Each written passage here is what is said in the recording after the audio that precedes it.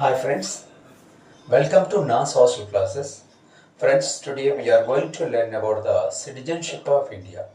ఈ టాపిక్లో మనకి ప్రీవియస్ ఇయర్స్లో ఆర్ఆర్బీకి జరిగినటువంటి ఎగ్జామ్స్లో ప్రీవియస్ ఇయర్స్లో రిపీటెడ్గా వచ్చినటువంటి క్వశ్చన్స్ని కొన్నిటిని 8 క్వశ్చన్స్ అష్టదిగ్గజాలు లాంటి 8 క్వశ్చన్స్ నేను ప్రిపేర్ చేయడం జరిగింది.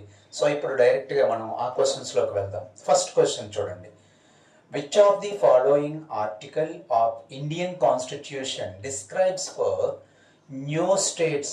ఏ ఆర్టికల్ అనేది new states formation and its boundaries కోసం డిస్కస్ చేయడం జరుగుతుంది.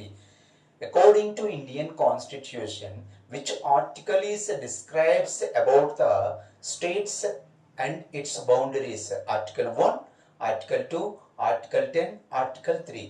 The correct answer is about new states and boundaries కోసం డిస్కస్ చేసినటువంటి ఆర్టికల్ 3 అండి.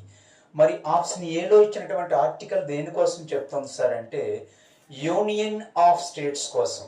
అంటే వాటి బౌండరీస్ అవి కాకుండా ద మింగ్లింగ్ ఆఫ్ ది స్టేట్స్ని ఎలా మనం యూనియన్లో చేయాలి అని చెప్పేసి అని ఆర్టికల్ 1 చెప్తుంది. Article 2 is telling about the parliament terms and conditions. అంటే పార్లమెంట్లో ఉన్నటువంటి టర్మ్స్ కోసం కండిషన్స్ కోసం ఆర్టికల్ 2 చెప్తుందండి. ఆర్టికల్ 10 అనేది అబౌట్ హ్యూమన్ రైట్స్. ఓకే అండి, హ్యూమన్ రైట్స్ మానవ హక్కుల కోసం తెలియజేసే ఆర్టికల్ ఏంటి సార్ అంటే ఆర్టికల్ 10. నెక్స్ట్ సెకండ్ బిట్ చూడండి. Which is the 29th state of India in 2014? 2014లో ఏ రాష్ట్రం అనేది 29వ రాష్ట్రంగా ఆవిర్భవించింది? అఫ్ కోర్స్ ఇప్పుడు ప్రజెంట్ 28 స్టేట్స్ ఉన్నాయనుకోండి, జమ్మూ అండ్ కాశ్మీర్ అనేది యూటీగా మార్చడం జరిగింది. సో ఈ 2014లో తెలంగాణ స్టేట్ అనేది ఒక 29th స్టేట్గా ఫార్మేషన్ అయింది. ఆప్షన్ బిలో సిక్కిం ఇచ్చాడు, సి జార్ఖండ్, డి ఉత్తరాఖండ్. సిక్కిం అనేది 1975లో ఇది స్టేట్ హోదాని పొందడం జరిగింది. జార్ఖండ్ తర్వాత ఉత్తరాఖండ్ ఈ రెండు కూడా ఎప్పుడు సార్ అంటే అలాగే ఛత్తీస్గఢ్ మధ్యప్రదేశ్ నుంచి ఈ 3 స్టేట్స్ కూడా 2000 ఇయర్లోనే అవి స్టేట్స్గా డివైడ్ అవ్వటం అనేది జరిగింది. Next third bit. So first second అర్థమైంది మీకు. Third one, India that is Bharat, పేర్లు India that is Bharat shall be a union states by which article? అంటే భారతదేశం అనేది లేదంటే భారతదేశం ఇండియాగా ఒక యూనియన్ ఐక్య భారతదేశం ఈ విధంగా ఏ ఆర్టికల్ చెప్తుంది సార్ అంటే ఆర్టికల్ 1 చెప్తుంది సార్. సో భారత్ ఇండియా అని ఒక సమూహం, యూనియన్ ఆఫ్ స్టేట్స్ రాష్ట్రాల సముదాయం అని రాజ్యాంగంలో ఏ ఆర్టికల్ చెప్తుంది? ఆర్టికల్ 1.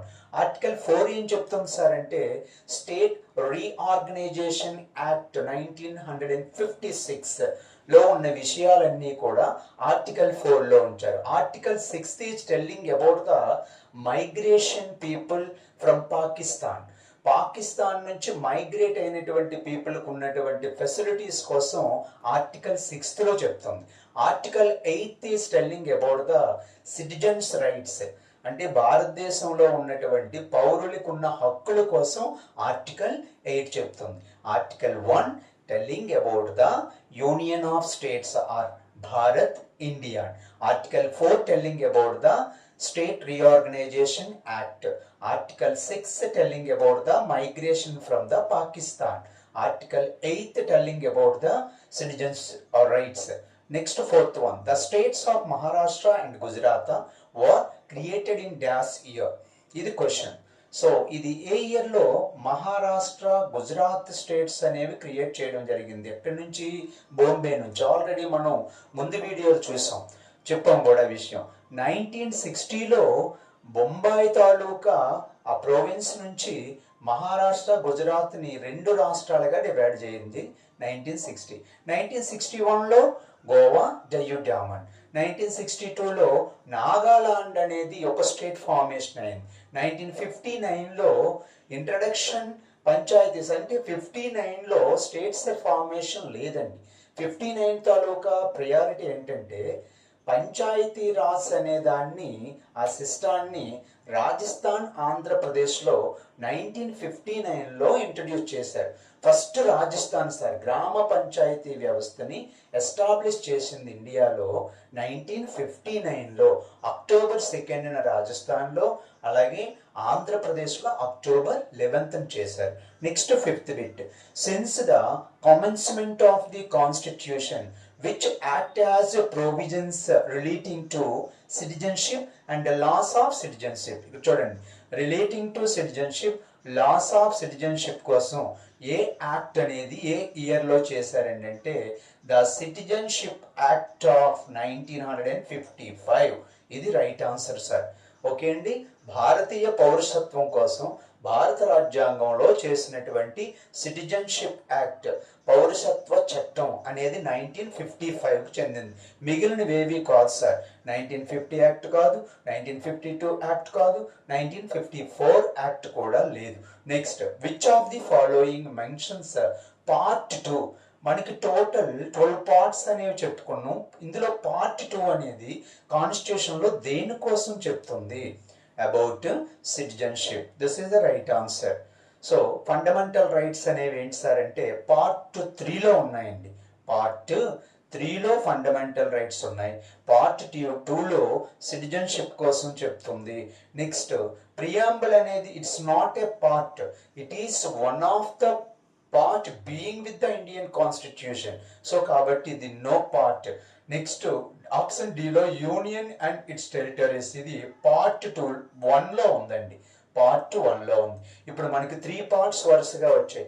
పార్ట్ 1లో union and its territories, part 2లో సిటిజన్షిప్ కోసం ఉంది, పార్ట్ 3లో ఫండమెంటల్ రైట్స్ ఉన్నాయి. గుర్తుపెట్టుకోండి, ఫండమెంటల్ రైట్స్ ఎక్కడ ఉన్నాయండి? రాజ్యాంగంలో పార్ట్ 3లో ఉన్నాయి, article 12 to 35. Okay, next video మనం ఫండమెంటల్ రైట్స్ మనం చెప్పుకుంటాం. Okay, next one, which of the following is not condition of obtaining citizenship in India? భారతదేశంలో పౌరసత్వం పొందాలంటే, సిటిజన్షిప్ పొందాలంటే ఏది కానిది అని అడిగాడు. ఇక్కడ బర్త్ అనేది డిసైడ్ చేస్తుందండి ఇండియన్ సిటిజన్షిప్ కోసం, డిసెంట్ డిసైడ్ చేస్తుంది. నెక్స్ట్, న్యాచురలైజేషన్ కూడా వన్ ఆఫ్ ద పార్ట్. కానిది ఏదండి? ప్రాపర్టీ అక్విజిషన్స్ అనేవి కాదు. అంటే డబ్బు ఉన్న వాళ్ళకే ఇండియన్ సిటిజన్షిప్ అనేది it's not right answer. So కాబట్టి కానిది అడిగాడు కాబట్టి property acquisitions is the right answer. Next last bit అండి. So the 10th schedule of Indian constitution is about. ఇక్కడ మనకి ఇక్కడ పార్ట్స్ అనేవి 3 పార్ట్స్ అనేవి మీకు క్లియర్గా తెలిసాయి. ఓకే అండి, అవుట్ ఆఫ్ 22 పార్ట్స్లో 3 పార్ట్స్ తెలిసాయి. అయితే ఇక్కడ 12 షెడ్యూల్స్ అనేవి ఉన్నాయి. ఇందులో ఇక్కడ ఈ 10th షెడ్యూల్ అనేది దేనికోసం చెప్తుంది సార్ అంటే యాంటీ డిఫెక్షన్ కోసం 10th షెడ్యూల్ ఉందండి. ఇక్కడ రైట్ టు ప్రైవసీ ఇచ్చాడు. It's not in schedule, it is the fundamental rights. Article 21 కోసం ఆర్టికల్ 21 ప్రకారంగా రైట్ టు ప్రైవసీ అనేది ఉంది. Next, universal adult franchise, it's not in schedule, it is one of the article is giving universal adult franchise means right to vote. ప్రతి ఒక్కరికి కూడా vote చేసే హక్కు అనేది ఆర్టికల్ 26 ప్రకారంగా ఇండియాలో ఉన్నటువంటి above 18 years irrespective of gender, religion, race, status, whatever it is may be, article 326 ప్రకారంగా అందరికీ ఓట్ చేసే హక్కు అనేది ఉంది. సో డి అనేది రైట్ టు ఎడ్యుకేషన్. ఇది రైట్ టు ఎడ్యుకేషన్ అనేది 7th షెడ్యూల్లో ఉందండి. ఎన్నో షెడ్యూల్లో ఉందండి? 7th schedule. ఇప్పుడు 10th షెడ్యూల్, 7th షెడ్యూల్ మీకు మైండ్లో ఉండొచ్చు. 10th షెడ్యూల్లో ఉన్నది ఏంటి సార్? Anti defection. ఏమ్మా, యాంటీ డిఫెక్షన్ 10th షెడ్యూల్లో ఉంది. రైట్ టు ఎడ్యుకేషన్ అనేది 7th షెడ్యూల్లో ఉంది. Okay, thank you so much.